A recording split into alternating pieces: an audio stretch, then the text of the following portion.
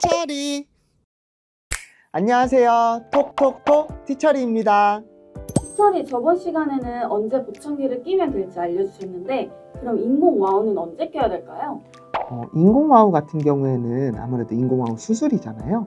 수술이기 때문에 보청기로도 소리를 잘 듣지 못하시는 분들한테 우선적으로 추천을 해드리는 수술이에요.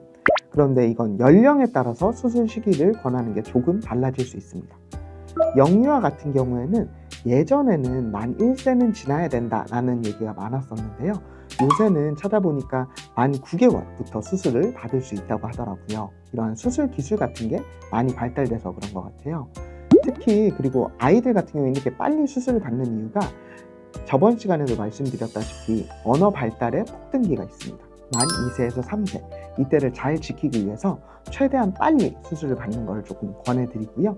반대로 성인분들 같은 경우에는 아무래도 언어 발달을 겪은 이후에 노인성 난청으로 소리를 잃으시는 경우가 많기 때문에 그러한 분들에게는 보청기로 최대한 재활을 하시다가 그 다음에 수술을 하는 것을 권고드리고 있습니다.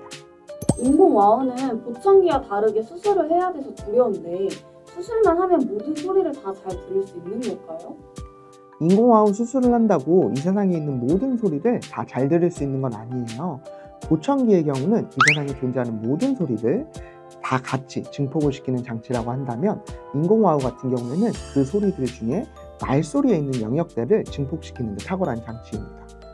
그렇기 때문에 비장애인을 예를 들자면 20에서 2만 헤르츠의 소리를 전부 들을 수 있다고 해요. 하지만 인공달팽이관 수술을 받게 되면 이 20에서 2만 헤르츠짜리의 소리를 100에서 7000 헤르츠로 이렇게 압축해서 소리를 듣게 됩니다.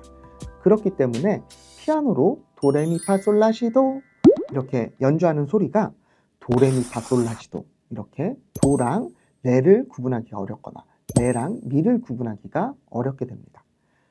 이렇기 때문에 인공달팽이관 수술은 수술했다고 단순하게 끝나는 게 아니라 병원에 가서 래핑이라고 하는 이런 소리를 조율하는 과정을 거쳐야 되고요.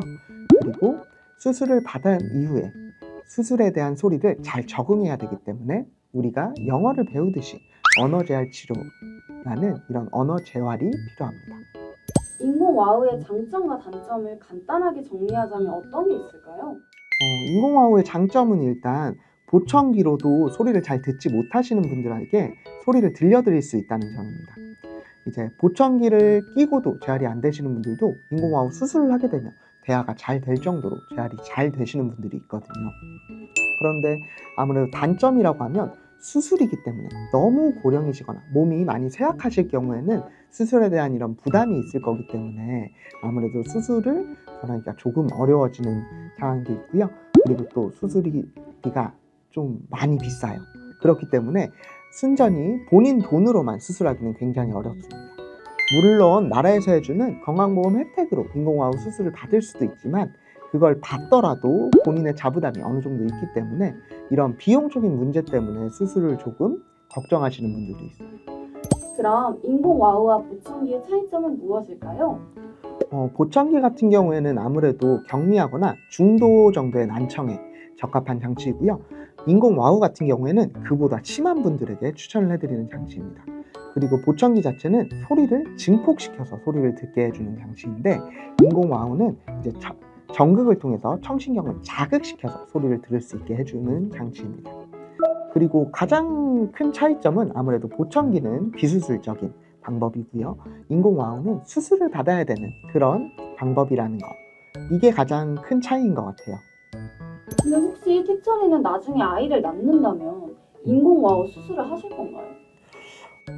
사실 제가 아이를 낳아서 아이가 청각장애가 있다고 판정이 됐다라고 하면 저는 일단 그래도 배운 게 있기 때문에 검사 결과부터 보자고 할 것 같아요. 그리고 제가 생각하기에 이 아이는 충분히 보청기로도 재활이 가능할 것 같다 라고 하면 보청기를 끼워줄 것 같고요. 그런데 인공와우 수술을 해야 될 것 같다 라고 하면 수술을 시킬 것 같습니다. 그런데 아마 의사 선생님한테 한 가지 질문을 더 할 거예요. 아이의 청신경은 건강한가요? 라고. 아무래도 인공와우 같은 경우는 인공와우, 달팽이 관 속까지는 어느 정도 소리 자극을 잘 줄 수 있지만 청신경이 너무나도 약한 경우는 사실 인공와우 수술을 하더라도 예후가 크게 좋지 않을 수도 있기 때문에 만약에 그렇게 청신경이 약하다라는 얘기까지 들었을 때는 정말 많은 고민을 할 것 같아요. 네, 지금까지 제가 인공와우에 대해서 설명을 드렸고요. 보청기와 인공와우에 대한 차이점에 대해서도 설명을 드렸습니다.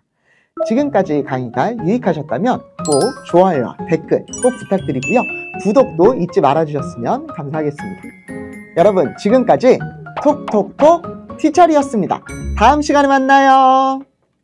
티처리. 티처리 오늘 화요일이라서 그런지 이렇게 다운됐어요. 일이 많아서요, 일이 많아서. 그래, 들어, 올려!